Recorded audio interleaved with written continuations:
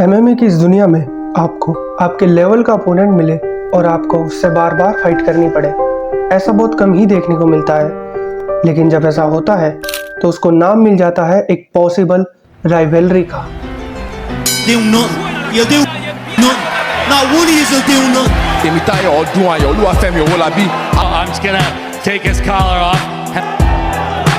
Level of education that you count that as a fight. Nada do que eu treinei, ele vai ganhar de mim. जहाँ पर कई बार कोई इस rivalry को जीतकर अपना कैलिबर दिखाते हुए अपने आप को एक बेहतरीन फाइटर साबित कर लेता है, तो कई बार ये कॉन्फ्लिक्ट अधूरी कहानी बनकर लोगों के मन में कई सवाल छोड़ जाते हैं। और शायद आने वाले कुछ दिनों में हम एक ऐसी ही अधूरी कहानी को पूरा होते हुए देखने जा रहे हैं। साल था 2019 जब खबीब और उसके टीममेट्स वर्ल्ड में और स्पेशली रशिया में काफी पॉपुलर हो गए थे because of that fight with Conor. Khabib जहां पर वो यूएफसी को डोमिनेट कर रहा था, वहीं पर उसका teammate cum close friend present day champion Islam UFC में अपनी पकड़ बना रहा था। यूएफसी में इस्लाम की 5 से 6 फाइट्स हो चुकी थी और उसकी अगली फाइट सेट थी अप्रैल में। अब क्योंकि इस्लाम के ओरिजिनल ओपोनेंट ने इस फाइट से बैक ऑफ कर लिया था ड्यू टू सम इंजरीज, इसलिए ये फाइट अब ऑफर हुई थी इस्लाम के न्यू ओपोनेंट को, वो भी 3 वीक्स के शॉर्ट नोटिस पर। ना ही केवल इस न्यू ओपोनेंट ने इस फाइट को एक्सेप्ट करा, बल्कि ये इस फाइटर की पहली फाइट थी यूएफसी के अंदर। जी हाँ, ये फाइटर था 22 साल का यंग कंटेंडर आरमान सारूकियान। ये फाइट हुई थी रशिया में और इस्लाम वहाँ पर काफ़ी पॉपुलर था, इसलिए ये फाइट आरमान के लिए भी उतनी ही इम्पोर्टेंट बन गई थी, क्योंकि अगर आरमान इस्लाम को हरा देता है तो लोगों के बीच उसकी भी चर्चा होने लगेगी। But the faith have different plans. दोनों फाइटर्स ने अपनी शानदार रेसलिंग स्किल्स को दिखाते हुए एक दूसरे को काफ़ी तगड़ा कंपटीशन दिया। कोई भी इस फाइट में किसी दूसरे को कंट्रोल देने को तैयार नहीं था। क्लिंचिंग और टेक डाउन की इस अदल बदल में ये fight 3rd and final round में जाकर ख़त्म हुई। स्कोर कार्ड आया और इस्लाम ने इस फाइट को यूनैनिमसली जीत लिया।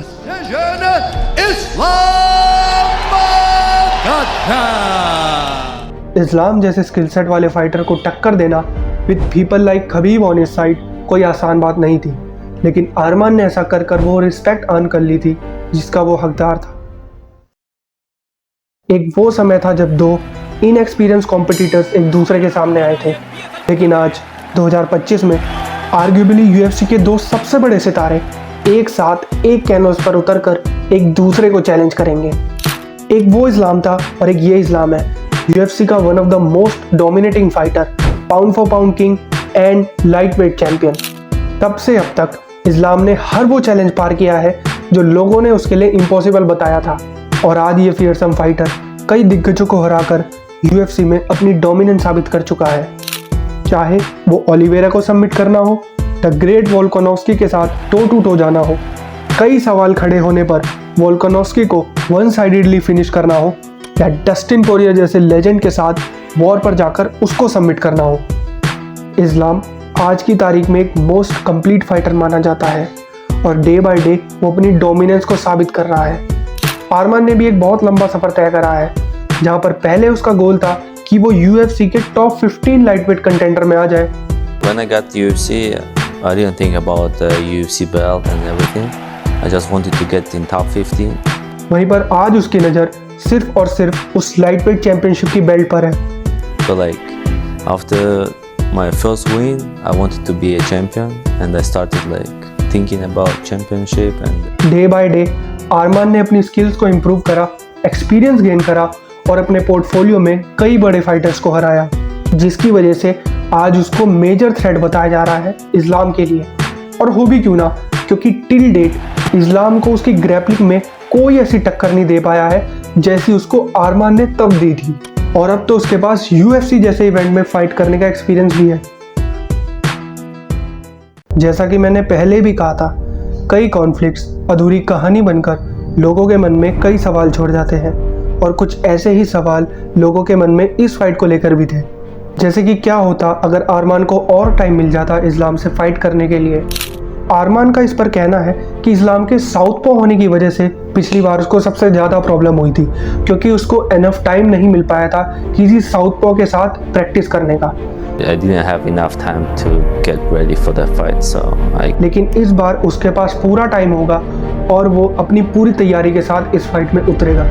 फिर चाहे कितने भी लोगों के मन में डाउट हो या कितने भी खड़े उस पर सवाल हो, इस्लाम ने हर उस उंगली को नीचे करा है जो उसके कैलिबर के लिए उठी है। And he closes all those chapter once and for all. Islam का कहना है कि आरमान ने अपने आप को एज अ फाइटर बहुत इम्प्रूव करा है, पर उसकी स्किल्स आज भी वही है जो 6 साल पहले थी। The skills I think he have same. I saw his all fights. इसलिए ये फाइट इस्लाम के लिए इतनी मुश्किल नहीं होगी। और आरमान ने बताया कि इस्लाम इतना भी डोमिनेटिंग नहीं है जितना लोग उसको बोलते हैं। he's not that good like people think. और आरमान की यंग एंड एनर्जेटिक होने की वजह से वो इस्लाम को फाइट में काफ़ी टफ टाइम देगा। पर क्या ये सवाल, ये सारी बातें, ये प्रेडिक्शंस कुछ मायने भी रखेंगी जब उस केज का दरवाज़ा बंद होगा? हर वो बनाया गया गेम प्लान दिमाग से छू हो जाता है जब एक स्ट्राइक परफेक्टली कनेक्ट होती है।